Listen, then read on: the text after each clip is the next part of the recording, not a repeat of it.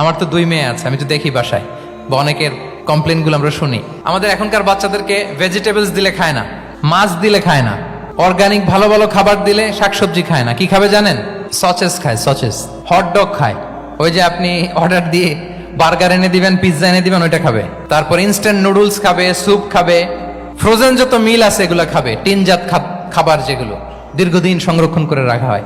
তো বলেন, আজ থেকে 30 বছর আগে আমাদের বড়রা কিংবা আমাদের শিশুরা, আমরা কেউ কি এই খাবার খেয়েছি? বলেন তো, আওয়াজ করেন, খেয়েছি কেউ? They changed the entire system. কেন আমরা ইসলামিক লাইফস্টাইল নিয়ে কথা বলছি এখন? কারণ আমাদের পুরো সিস্টেমটাই, আমাদের পুরো ফিতরাতটাই ওরা চেঞ্জ করে দিয়েছে। এভাবে সবকিছু চেঞ্জ করে দেয়া হয়েছে, সবকিছু। আমাদের লাইফস্টাইল চেঞ্জ করে দেয়া হয়েছে, আমাদের ফুড হ্যাবিট চেঞ্জ করে দেয়া হয়েছে, আমাদের খাদ্যাভ্যাসের মধ্যে পরিবর্তন। দেখবেন যে এখন আমরা যা খাই, আগে কিন্তু এটা খাইতাম না। এখন আমরা প্রসেসড ফুড খাই, হ্যাঁ, ফাস্ট ফুড খাই, জেনেটিক্যালি মডিফাইড যে ফুডগুলো আমরা খাই, এরপরে ল্যাব মিট, কত যে ভয়ঙ্কর।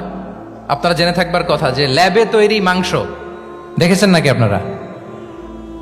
প্রাকৃতিক মাংসের কোনো ছিটে ফোটা নেই, কিন্তু এটা গরুর মাংস হয়ে গেছে, ওইটা মানুষ খাচ্ছে। মানে আমাদের লাইফস্টাইলও করাপ্টেড, আমাদের ফুড হ্যাবিটও করাপ্টেড, আমাদের স্লিপিং সাইকেলটা করাপ্টেড, সব কিছু করাপ্ট করে দেওয়া হচ্ছে।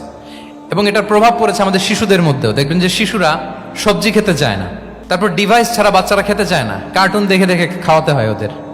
কি বলেন?